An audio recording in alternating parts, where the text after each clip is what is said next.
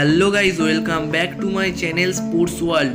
স্টার্কের ওপেনিংয়ে ভেঙ্কটেশ শ্রেয়াসের ফিনিশ, সানরাইজার্সকে উড়িয়ে ফাইনালে কেকেআর। একাধিক রেকর্ড তৈরি করে সানরাইজার্স হায়দ্রাবাদ প্রবেশ করে প্লে অফসে। আর এখানে প্রথম কোয়ালিফায়ার খেলতে নেমে খেই হারিয়ে ফেলল। ব্যাটিং, বোলিং ও ফিল্ডিং তিনটে বিভাগেই ব্যর্থ হলো সানরাইজার্স।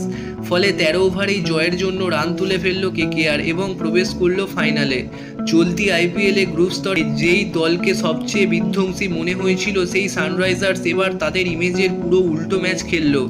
প্রথম কোয়ালিফায়ারে খেলতে নেমে তারা কলকাতা নাইট রাইডার্সের কাছে 8 উইকেটে হারল। ফাইনালে প্রবেশ করল কেকেআর। স্টার্কের দুর্দান্ত বোলিংয়ের পর ভেঙ্কটেশ আইয়ার ও শ্রেয়াস আইয়ারের দুর্দান্ত ব্যাটিংয়ের সুবাদে ম্যাচ শেষ করল কেকেআর। নির্ধারিত 13.4 ওভারেই জয়ের জন্য রান তুলে ফেলে কেকেআর। এদিন টস জিতে ব্যাটিংয়ের সিদ্ধান্ত নেন সানরাইজার্স হায়দ্রাবাদ অধিনায়ক প্যাট কামিন্স।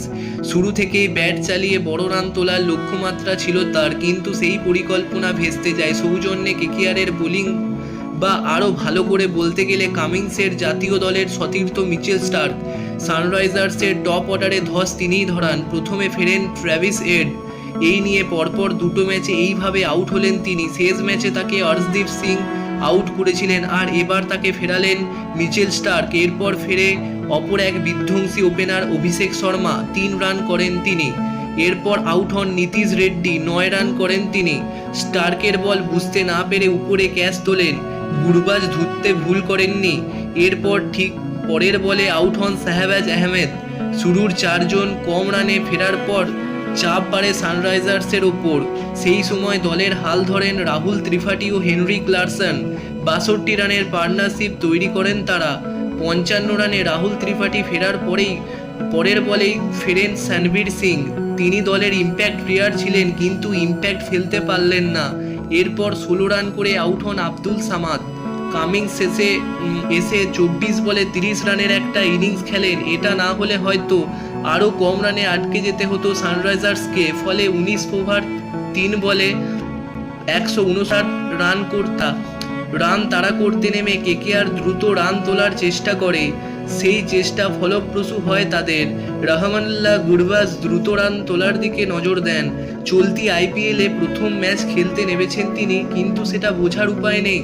3 ওভার 2 বলেই 44 রান তুলে ফেলেন এবং প্রথম উইকেট হারায় কেকেআর। 23 রান করে আউট হন গুরবাজ। এরপর ভেঙ্কটেশ আইয়ার ও সুনীল নারিন দলের হাল ধরেন, কিন্তু এদিন নারিনের ব্যাট চলেনি। তিনি 16 বলে 21 রান করেন এবং আউট হয়ে যান। তবে দ্রুত দুটো উইকেট গেলেও সেটা সমস্যা হয়নি নাইটদের জন্য। ভেঙ্কটেশ আইয়ার ও শ্রেয়াস আইয়ারের জুটি দলকে জিতিয়ে দেয়। হাফ সেঞ্চুরি করেন ভেঙ্কটেশ আইয়ার ও শ্রেয়াস আইয়ার। এদিন কেকেআরের জয়ের পিছনে যদি দলের বোলার ও ব্যাটারদের যৌথ পারফরমেন্স থাকে, তাহলে তার সঙ্গে বোনাস হিসেবে রয়েছে সানরাইজার্স হায়দ্রাবাদের প্লেয়ারদের জঘন্য ফিল্ডিং।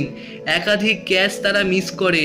তো বন্ধুরা, আলোচনাটি যদি আপনাদের ভালো লেগে থাকে তাহলে লাইক, শেয়ার ও সাবস্ক্রাইব করতে একদমই ভুলবেন না। আপনাদের মূল্যবান মতামতটি অবশ্যই কমেন্ট সেকশানে কমেন্ট করে জানাবেন। ধন্যবাদ।